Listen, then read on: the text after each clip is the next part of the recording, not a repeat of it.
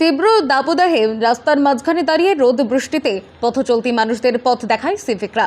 বুধবার জেলা পুলিশের পক্ষ থেকে সেই সিভিকদের হাতে দেওয়া হলো ছাতা, জলের বোতল, গ্লুকোজ, সোলার ফ্যান লাগানো হেলমেট, লাইট, চশমা, তোয়ালে।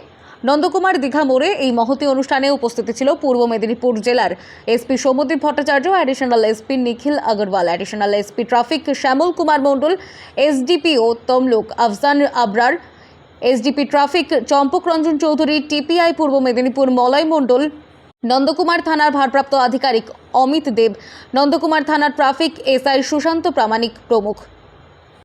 আপনারা জানেন যে আমাদের যারা সিভিক ভলেন্টিয়ার এবং ট্রাফিক পার্সোনাল যারা আছেন, যারা ট্রাফিকের মূলত ডিউটি করেন, তারা রোদ, জল, বৃষ্টি সবসময় রাস্তায় থাকে।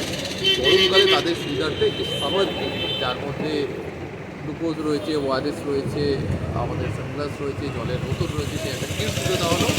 এছাড়া বিশেষভাবে তৈরি হেলমেট, যেটা গরমে কাজে লাগবে, যেটা সোলারে চলে, এবং ফ্যান রয়েছে, যাতে যারা ডিউটি করছে তারা একটু আরাম অনুভব করে, সেরকম একটি হেলমেট এবং একটি ছাতা তুলে দেওয়া হলো সিভিক ভলেন্টিয়ার এবং ট্রাফিক পার্সোনালদের হাতে। এটা শুধু এইখানেই নয়, আমরা গোটা জেলা জুড়ে সমস্ত যারা ট্রাফিক পার্সোনাল আছে তাদের হাতে একটি তুলে দিচ্ছি। অলরেডি আমরা দীঘাতে এগরা এবং কন্টাই সাব ডিভিশনের জন্য প্রোগ্রামটা করেছি, এবং আজকে আপনারা দেখছেন আমরা 4-5 জায়গায় যে পোস্টগুলো রয়েছে, যে আমাদের ট্রাফিক পোস্টগুলো রয়েছে, তাতে সেখানে আমরা আমাদের সিভিক ভলেন্টিয়ার এবং যারা ট্রাফিক পার্সোনাল আছে তাদেরকে